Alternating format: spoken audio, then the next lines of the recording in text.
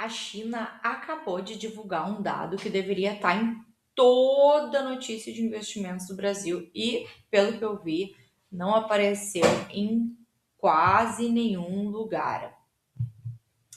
O que é? Uma queda drástica nos investimentos. O investimento em ativos fixos caiu 4% de janeiro a maio de 2026, quase o dobro do que o mercado esperava. E o que esse número significa na sua carteira? Muito mais do que parece. Nessa apresentação, eu vou te mostrar por que esse dado é diferente do que a gente viu nos últimos anos e por que ele chega na Bolsa Brasileira num momento crucial. E, por fim, o que eu estou fazendo na minha carteira, tá? Então, antes, vamos entender o que é o FI. Ele é um investimento em ativos fixos, ou seja, os gastos em construções, máquinas, equipamentos, infraestrutura e imóveis. Ele é mais ou menos 40% do PIB chinês. Não é um dado marginal, é um dos três motores da economia chinesa, junto com consumo e exportações. Quando o FI desacelera, da forma como aconteceu, não é só um ajuste, é literalmente a economia perdendo o principal combustível estrutural, 40% do PIB. Hein? E aí vem os dados de maio que foram divulgados por hoje, um por um para vocês. Imóveis, queda de 16% no ano. Em abril já era uma queda de 13,7% e agora a queda piorou para 16%.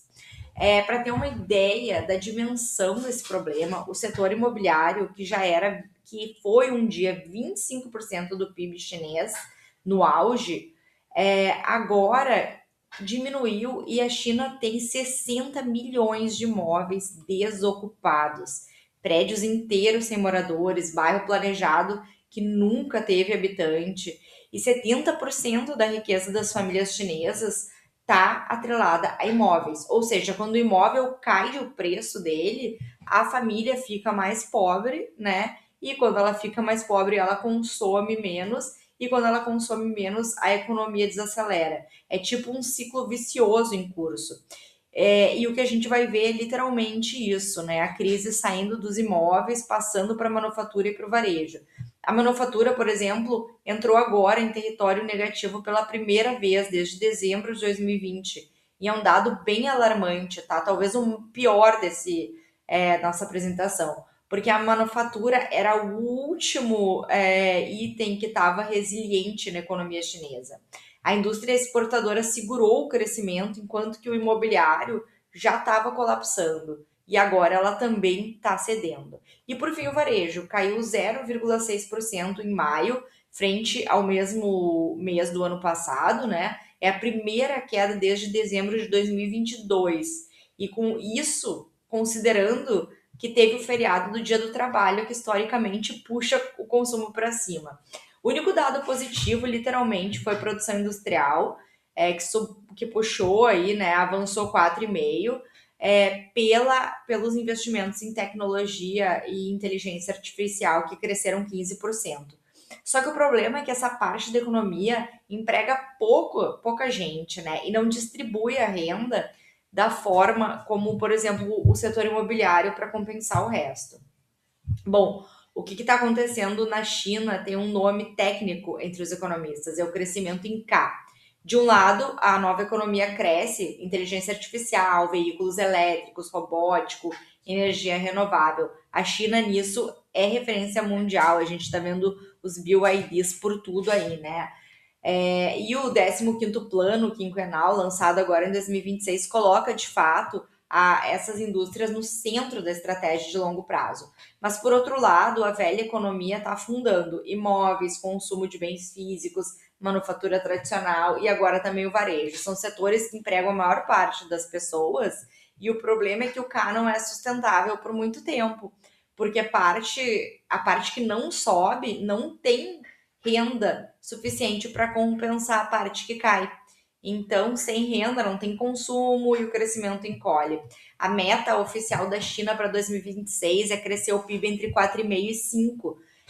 Mas a projeção é que isso já está mais para os 4,5%, diminuindo. E o próprio chinês definiu essa como a menor meta de crescimento de décadas, chamando esse cenário de um cenário grave.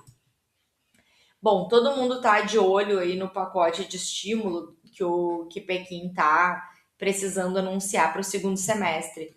Mas aqui tem um ponto que a gente não está discutindo como deveria. O histórico recente de estímulos chineses é de uma frustração sistemática.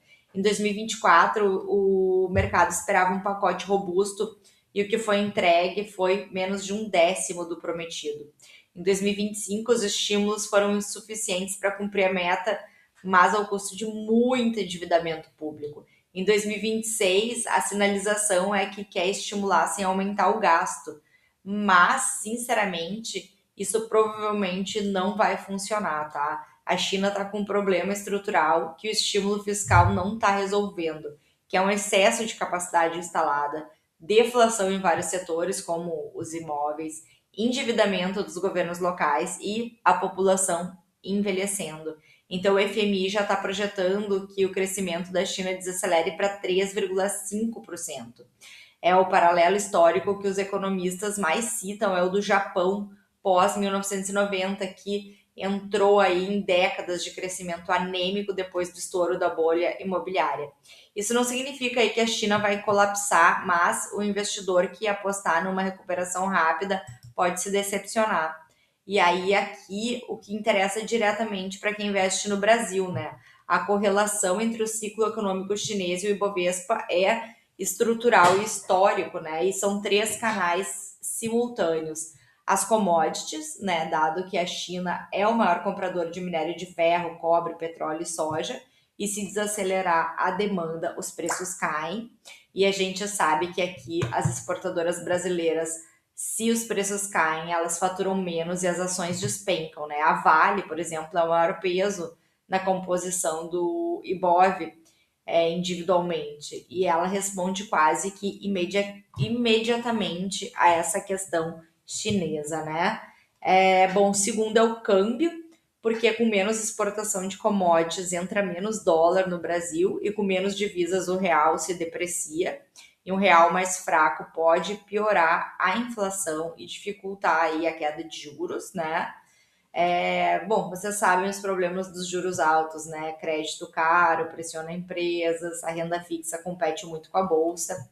E por fim, o terceiro é o apetite global, porque quando a China, que é a segunda maior economia, está fraca, acaba diminuindo a exposição para emergentes como o Brasil, né? Bom, e o que fazer com isso na prática, né? A Vale hoje, por exemplo, está negociando entre 4 e 5 vezes EV/EBITDA estimado, né? É um desconto relevante frente às australianas, por exemplo, que negociam a 6 vezes EV/EBITDA.